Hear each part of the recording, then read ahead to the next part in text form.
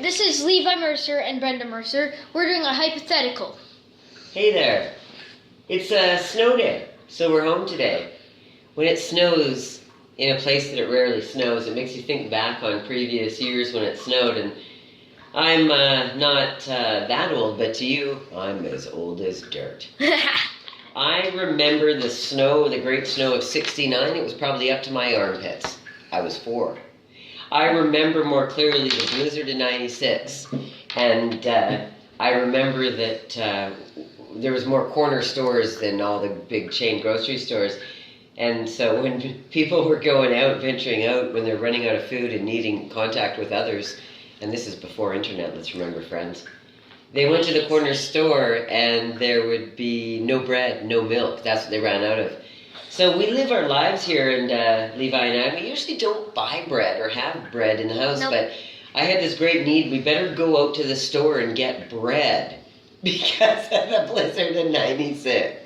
Yet now you could just get a salt gun, not an assault rifle, salt gun, and just spray it at the ground. Little bag of salt, you spray it down. We didn't have all that going on in '96. We didn't know what to do. It was like we had been invaded from by an alien species. We didn't know what. Everyone's got their '96 story, but... and they thought acid rain meant they were going to burn their tongues. Remember that. We were hoping for something with acid rain. Anyhoodle. So, '96 and '69, the 2 years of the Great Snow, and then 2019. It's not that high. There's a 9 thing going on there. It's not that high, though. What do you mean? Well, not yet, but this is beginning days.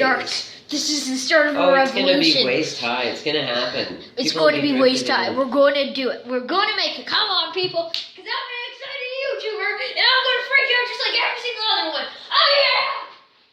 And This is back to called the cabin topic. fever. So, Eli, I remember that my grandfather was born at the turn of the century, and I thought, wow, what was that like, right? Because it just seems like a remarkable time, and I realized you were born in the turn of the century in '07. Yeah!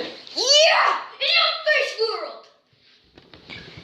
And what I mostly find that you're pretty fed up with us dinosaurs that don't know how to work technology, because you clearly do, and I kind of lag there. So if you look back on it, and do you think your grandkids, how do you think they're going to see you?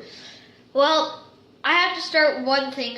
You know how you talked about the technology part? Trust me, I had to buy the emote from Facepalm emote from the Fortnite item shop, and I've been spamming it right after for my entire life. And so, answering the question, when I'm a grandparent, I'm going to be like, so, don't we have any hollow books that you can read, or use your weird technology? We want to know what it was like, because you were really there, Grandpa. What was it like at the turn of the century? We had these things that we didn't hit iPhone. We didn't have any iPhone 100s yet. We only had iPhone X's.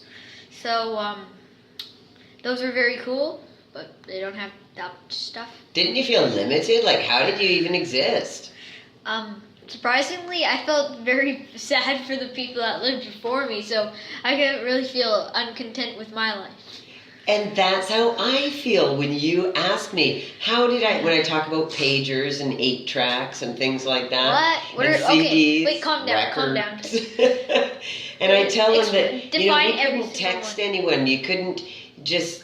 You couldn't do that. You had to phone them up. You had to walk over their bike over there, get your mom to drive you. You couldn't look at their internet thing. And you say, how did I survive? I go, well, we had microwaves, man. And our parents didn't. Like, I felt luckier than the people before me. I could take a piece of plastic cheese, processed cheese, throw it on a slab of white, and put it in the microwave for 10 seconds, and voila! I got my after-school snack. And that's why there's a big obese problem in America. Yeah. Even though we're Canadian, we still know that problem. You want to churn the butter over here, son?